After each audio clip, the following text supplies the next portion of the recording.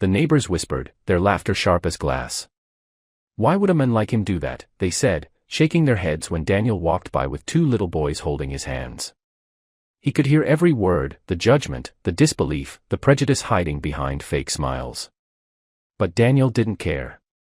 He only cared about the two pairs of eyes looking up at him, wide, trusting, and full of hope. Just a few months ago, Daniel was an ordinary man, quiet and kind, living alone in a small town that didn't welcome change. He had no wife, no children, and most people thought he preferred it that way. Until one day, while volunteering at a community shelter, he met Malik and Joshua, two brothers whose laughter had faded too early. They were smart, polite, and broken in a way that made Daniel's heart ache.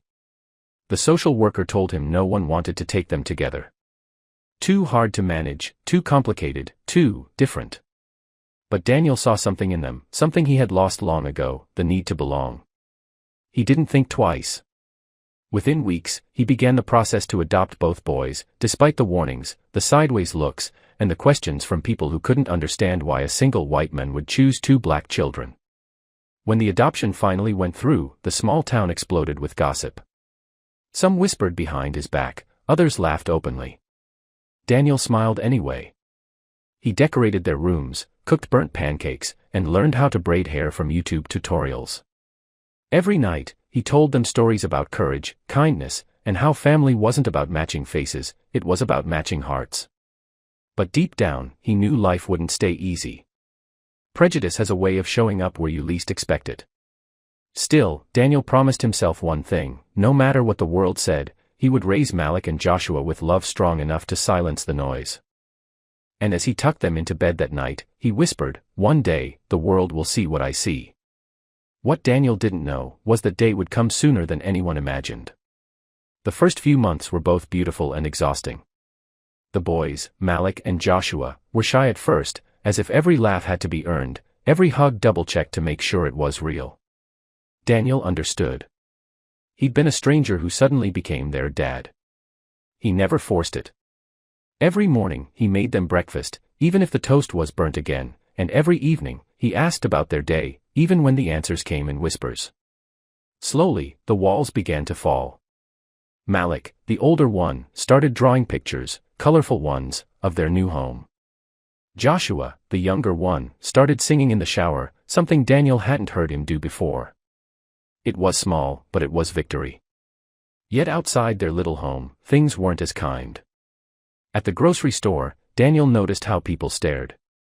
Some smiled awkwardly, others just looked confused. One woman even asked if he was the boys' teacher. When he replied, "No, they're my sons," she gave a tight smile and walked away without another word. At the park, a few kids refused to play with Malik and Joshua. Their parents stood nearby, pretending not to notice. Daniel's heart broke watching his boys sit alone on the swings. But instead of leaving, he walked over, sat between them, and started pushing their swings himself. "Let's make our own fun," he said, and their laughter filled the air, drowning out the silence of those who turned away. That night, Malik asked softly, "Dad, why don't they like us?" Daniel's throat tightened. He looked into those innocent eyes and said, "Because sometimes people are afraid of what they don't understand. But that's not your problem to fix, son. It's theirs." From that day, Daniel made a promise to give his boys strength, not just safety. He enrolled them in art and music classes, surrounded them with kindness wherever he could find it. And even though the world outside was still full of whispers, inside that little home, laughter began to grow louder. But life has a way of testing even the strongest love, and soon, Daniel and his boys would face something that would change everything. A year passed, and the small house that once felt quiet now echoed with laughter, music, and the sound of tiny footsteps running down the hall. Daniel had become more than just a father. He was their safe place, their teacher, their hero. Malik's art began to fill the living room walls, and Joshua proudly told everyone at school, "That's my dad," whenever Daniel came to pick them up. But even happiness has shadows. One afternoon, Daniel received a call from the school. Malik had gotten into a fight. Heart pounding, he rushed over. The principal explained that a group of boys had mocked Malik, not for what he did, but for who he was, and for who his father was. They'd said cruel things Daniel wished he could unhear. When Daniel walked into the small office, Malik sat there, silent, his fists clenched. He didn't cry. He just stared at the floor. "You're not in trouble, son," Daniel said softly, kneeling beside him. "I'm proud you stood up for yourself, but next time, use your words, not your hands." Malik finally looked up, his eyes shining with pain. "They said you're not my real dad." Daniel's voice trembled. "Family isn't about skin, Malik. It's about love. And love makes us real." Malik fell into his arms, and Daniel held him tight, wishing love could shield them from everything. That night, Daniel sat awake on the couch, staring at the ceiling. He wondered if he was strong enough, if he could give the boys a future where they wouldn't have to fight to belong. The next morning, instead of keeping quiet, he decided to act. He went to the school, requested an assembly, and stood before the students and teachers. With the boys sitting proudly in the front row, Daniel spoke from his heart. "Families don't all look the same," he said. "But every child deserves to be loved without conditions." His voice shook, but his message was powerful. The room fell silent, not from discomfort, but from realization. That speech didn't fix everything overnight, but it started something. People began to see him, not as the man who made a strange choice, but as a father who had chosen love when the world offered judgment. And though the road ahead was still long, for the first time, Daniel felt the town begin to change. The day after Daniel's speech, something unexpected happened. When he went to pick up Malik and Joshua from school, a few parents who used to look away actually smiled and nodded. It wasn't much, but to Daniel, it felt like sunlight breaking through clouds. Still, not everyone approved. A few whispers continued, quiet but sharp, like thorns beneath a rose. Yet Daniel focused on what mattered, his boys. He noticed Malik started painting more, his art now brighter, more confident. Joshua joined the school choir and sang with a joy that made people stop and listen. At home, Daniel recorded their moments, pancake breakfasts, movie nights, and messy art projects that left paint on the walls. He wanted the boys to remember not just how much they were loved, but how far they'd come. One evening, while watching old videos together, Joshua said, "Dad, do you think people will ever stop seeing us as different?" Daniel smiled softly. "Maybe one day," he said, "but even if they don't, we'll keep showing them what love looks like." That night, Malik came to Daniel's room, holding one of his drawings. It showed the three of them standing together under a bright sun, surrounded by people smiling, no shadows, no stares. "I drew our future," Malik said proudly. Daniel's heart swelled. He pinned the drawing on the fridge the next morning, a reminder of hope that refused to fade. Weeks later, the same community that once mocked him invited Daniel to speak at a local event about diversity and family. He almost said no, remembering all the pain, but then he thought of his boys and agreed. When he stood on that stage, his hands trembled at first. But as he looked into the crowd and saw Malik and Joshua beaming proudly, his voice found strength. He shared their story, not as a tale of struggle, but as proof that love can rewrite the harshest opinions. By the end, the audience rose to their feet, clapping not out of sympathy, but respect. Tears filled Daniel's eyes as he realized, the same town that once mocked him was finally beginning to listen. But as life started to feel peaceful again, a letter arrived at Daniel's doorstep, one that would reopen old wounds and test everything he had built. The letter arrived on a quiet Saturday morning, tucked neatly between the daily newspaper and a flyer for a local fair. Daniel almost ignored it, but something about the handwriting caught his eye, elegant, careful, and strangely familiar. He opened it slowly, his hands trembling just a little. Inside was a short note. "I've seen what you've done. I'd like to meet the boys. Clara." Daniel froze. Clara, the boy's biological aunt. He remembered her name from the adoption papers. Back then, she hadn't wanted to be involved. She'd said she wasn't ready to raise them. And now, years later, she wanted to meet them. He sat quietly for a long time, staring at the letter. His mind swirled with questions. Why now? What did she want? Would this confuse the boys, or worse, hurt them? That evening, Daniel sat Malik and Joshua down. "There's someone who wants to see you," he began carefully. "Your Aunt Clara." The boys exchanged glances. Malik frowned. "She never came for us before." "Why now?" Joshua, softer, whispered, Maybe she misses us. Daniel nodded. Maybe. But only if you're both okay with it. After a moment of silence, Malik said, we can meet her, with you there. A week later, they met at a small cafe on the edge of town. Clara was younger than Daniel expected, nervous, eyes filled with both guilt and affection. She brought photo albums, stories about their mother, and tears that came easily. Malik and Joshua listened quietly, torn between curiosity and confusion. Daniel sat beside them, protective but kind. When Clara finally said, I'm proud of what you've done for them, Daniel felt something shift. Maybe this meeting wasn't a threat. Maybe it was healing. Afterward, in the car, Joshua said softly, she's nice, but you're our real dad. Daniel smiled, blinking away tears. And I always will be. That night, as the boys slept, Daniel stood by their door, watching them breathe peacefully. He realized that family wasn't about who shared your blood, it was about who stayed when no one else did. But Daniel didn't know that Clara's return would soon bring a decision that could change their lives forever. Weeks passed after the meeting with Clara, and for a while, everything seemed calm. Daniel noticed that Malik and Joshua began asking more questions about their past, their mother, where they were born, what life was like before the adoption. Daniel answered gently, never hiding the truth, but always reminding them, the past doesn't define who you are. What you choose now does.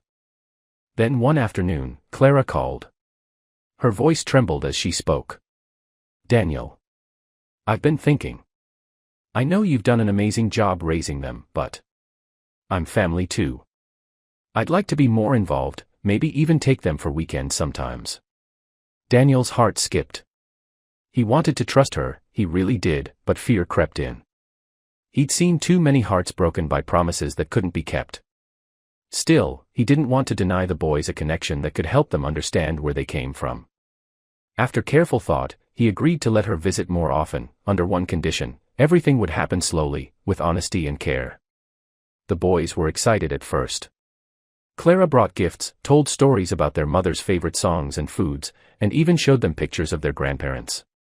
Malik began to draw his mother's face from those photos, while Joshua started humming the songs Clara taught him. But soon, Daniel noticed something: Malik had become quieter. One evening, while they washed dishes together, he finally asked, Dad, if Mom were alive, would she have kept us? Daniel paused, his eyes heavy with emotion. I can't say for sure, son, he whispered, but I know she loved you. And I know she'd be proud of who you are now. Malik nodded, but his eyes told another story: confusion, pain, and fear of losing the only father he had ever truly known. Later that night, Clara called again, her voice firm this time. Daniel, she said, I've spoken with a lawyer. I want to discuss shared custody. The words hit like a storm. Daniel's heart pounded, disbelief spreading through his chest.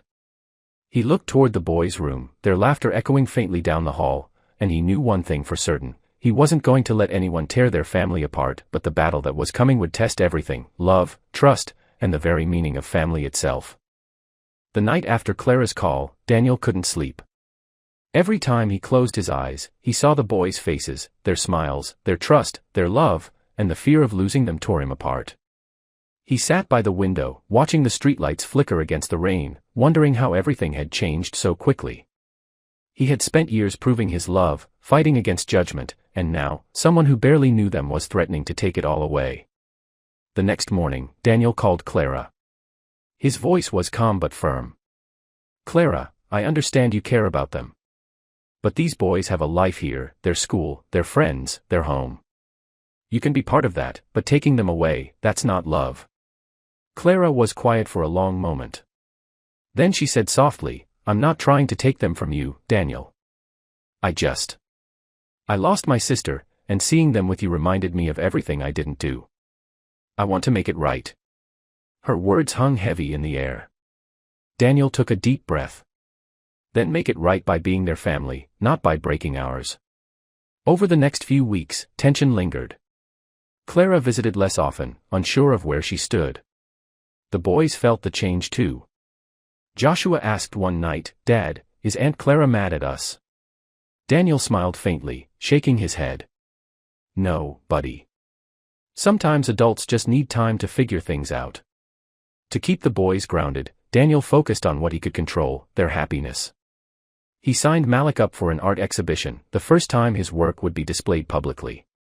When the big day arrived, Malik's painting, a portrait of Daniel, Joshua, and himself, stood proudly in the center of the gallery.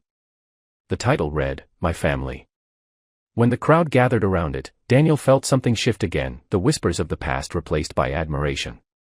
Even Clara showed up quietly, tears shining in her eyes as she looked at the painting.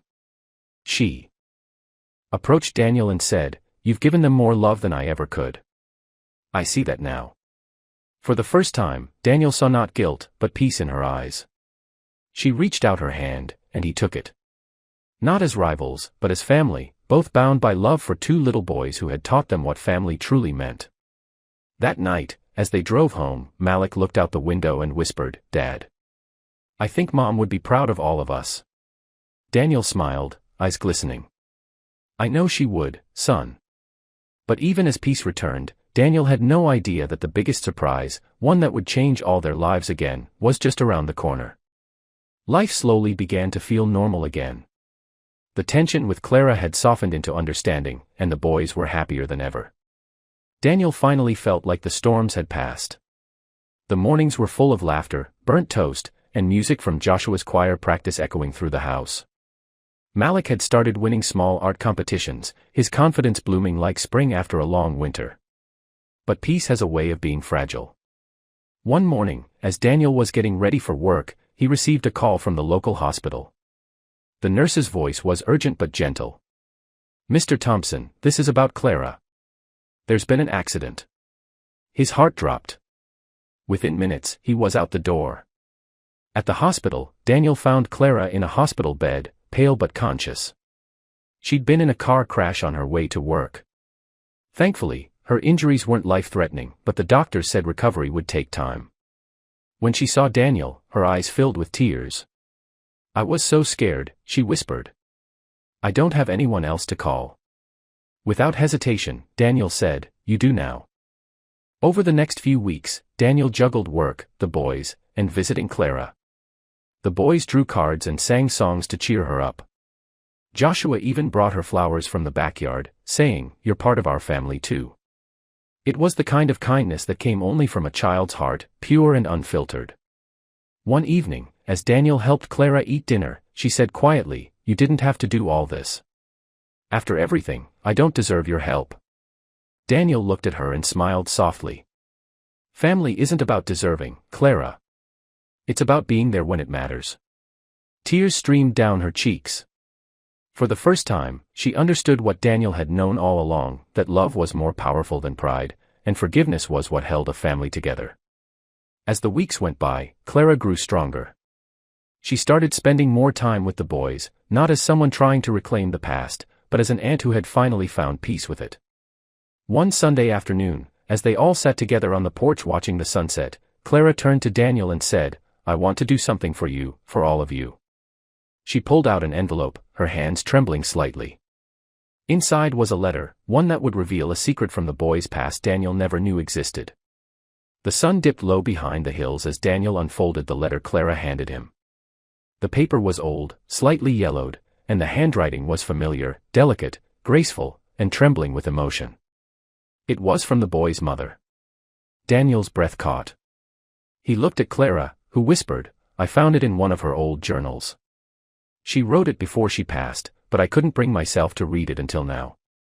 With shaking hands, Daniel began to read aloud.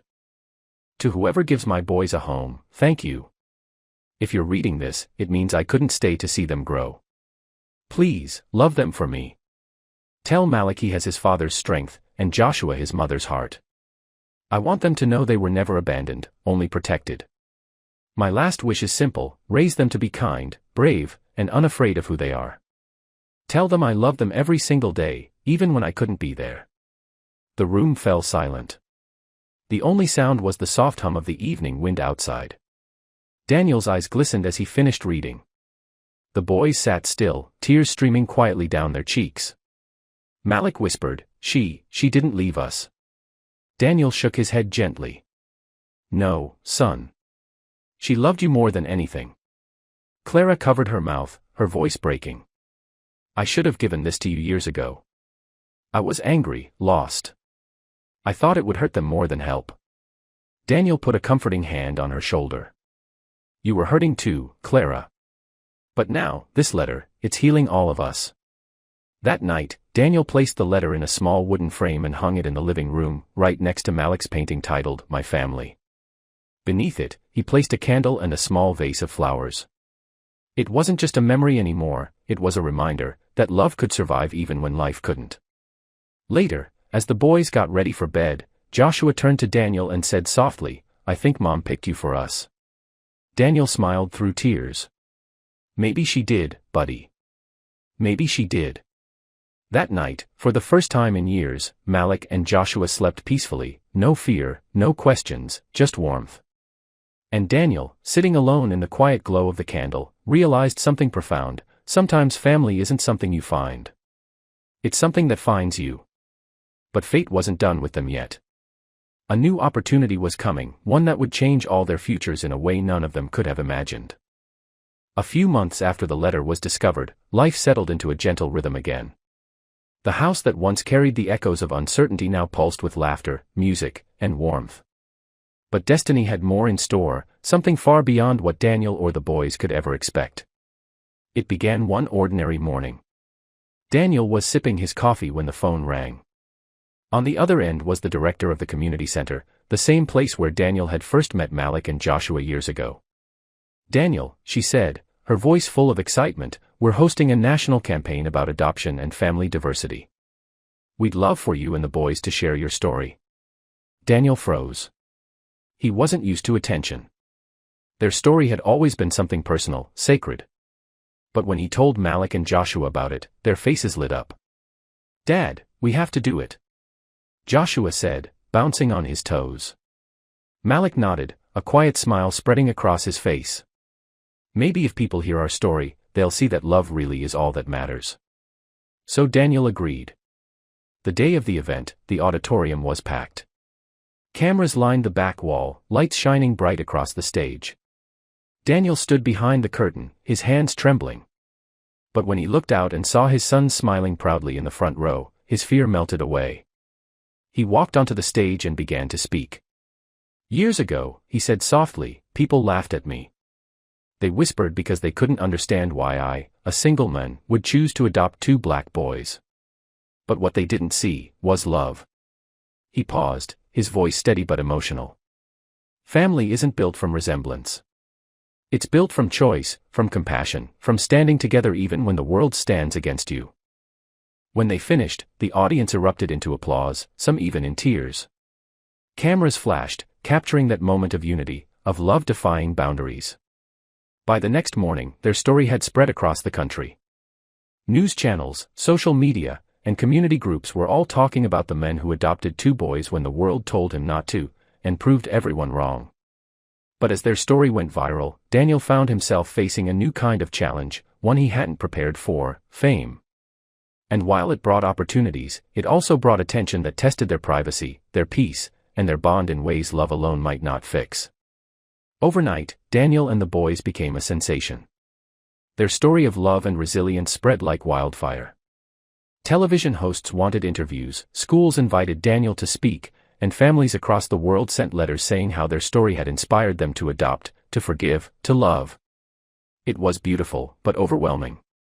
Daniel wasn't used to cameras outside his house, or reporters asking questions about their private life.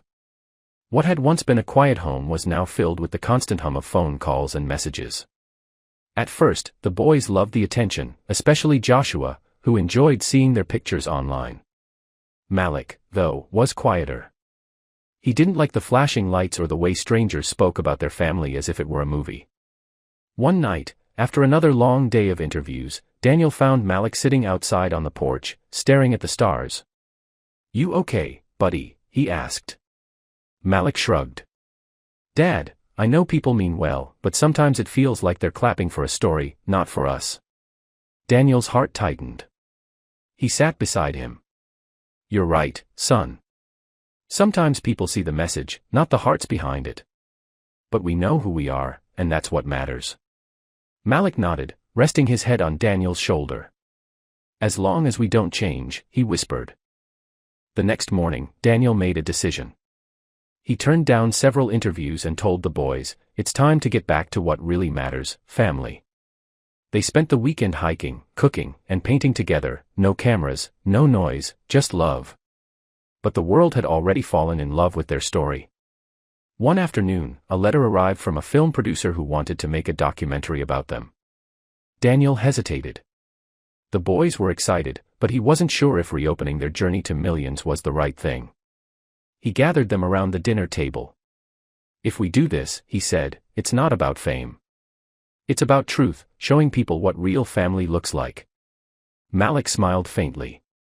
Then let's show them, Dad. Let's show them everything, the hard parts too. For the first time, Daniel realized his sons weren't just following his lead anymore, they were standing beside him, ready to share their truth with the world. And as the cameras rolled weeks later, capturing their laughter, their memories, and their love, Daniel knew that what had once been mocked had now become a message of hope for thousands. But just when life seemed to settle again, a voice from Daniel's past returned, one he never expected to hear again. It happened one quiet evening. The cameras were gone, the house was calm, and the boys were doing homework at the kitchen table when Daniel's phone rang. The number was unknown, but something about it made his heart skip. He answered hesitantly. Daniel, it's been a long time. The voice on the other end was familiar, distant, yet unmistakable. It was Michael, Daniel's estranged younger brother. They hadn't spoken in nearly a decade. Daniel's voice softened. Michael. I didn't expect this. I saw the documentary, Michael said quietly. I saw what you've done. I needed to call. For a moment, silence filled the room. The last time they'd spoken, years ago, it hadn't ended well. Michael had mocked Daniel's decision to adopt, calling it a mistake, and those words had cut deeper than he'd ever admitted. I was wrong, Michael finally said, his voice breaking. Back then, I didn't understand. I thought you were trying to prove something. But watching you and the boys, I realized you were just being the kind of man I couldn't be. Daniel swallowed hard, emotion rising in his chest.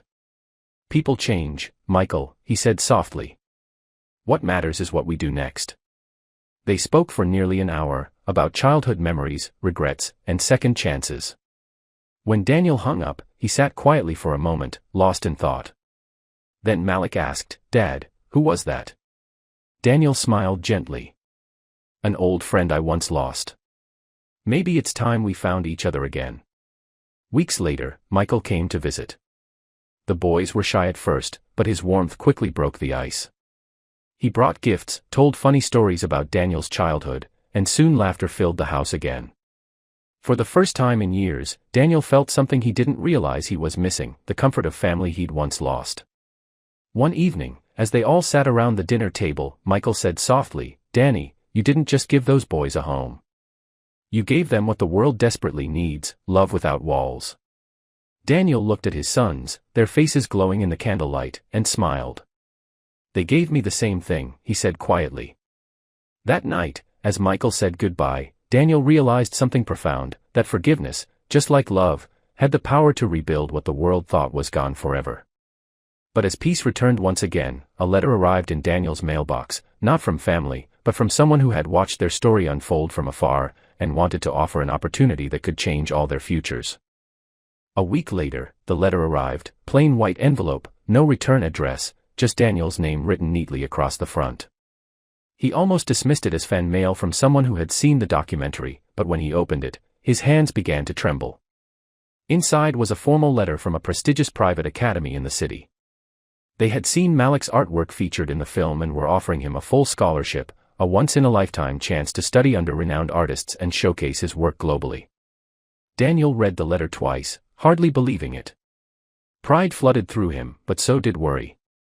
The school was far away, hours from home. It meant Malik would have to move, live on campus, and be away from the family for the first time. That evening, he gathered the boys in the living room. Malik listened quietly as Daniel read the letter aloud.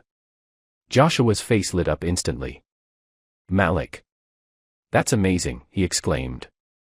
But Malik sat still, deep in thought. It's far, Dad, he said softly. What about you and Josh? Daniel smiled, though his chest ached. We'll be right here, cheering for you. You've earned this, son. Don't let fear hold you back. For days, Malik wrestled with the decision. He wanted to go, to grow, to chase the dreams his mother once wished for him. But he was afraid of leaving the men who'd given him everything. One night, he found Daniel in the kitchen, quietly fixing a loose cabinet door. Dad, he said, his voice trembling, what if I fail? Daniel turned, placing a gentle hand on his shoulder. Son, the only way to fail is to never try. I'll miss you every day, but I want you to fly, even if it means watching from the ground. Tears filled Malik's eyes as he hugged him tightly. You're my hero, Dad. A month later, the entire town, the same one that once mocked Daniel, gathered to celebrate Malik's achievement. Neighbors brought food, the mayor gave a small speech, and the crowd clapped as Malik stood proudly beside his father and brother.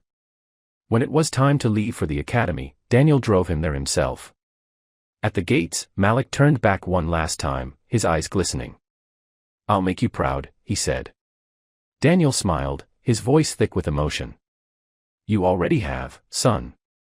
As Daniel watched him walk away, he realized this wasn't the end, it was the beginning of a new chapter for all of them.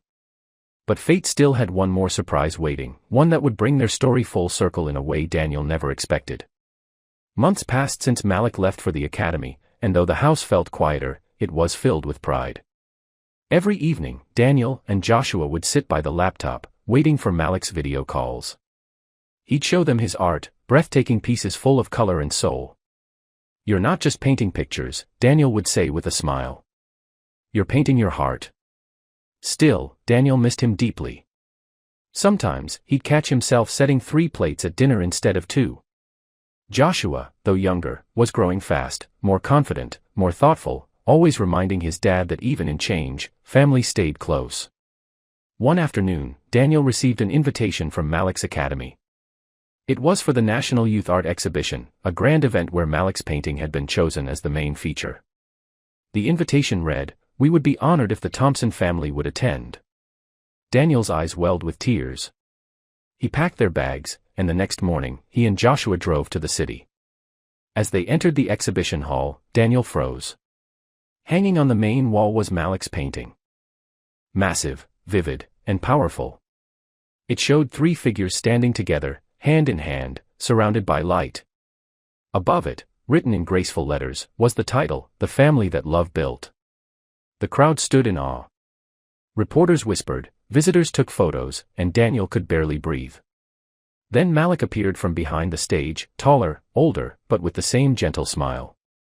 He ran straight into his father's arms. "I did it, Dad," he said softly. Daniel held him close. "No, son," he whispered, "we did." After the ceremony, a reporter approached Malik and asked, "What inspired your work?" Malik smiled and looked at his father and brother. "I painted my family. Because love doesn't look one way, it feels one way. And it feels like home." The audience applauded, many wiping away tears.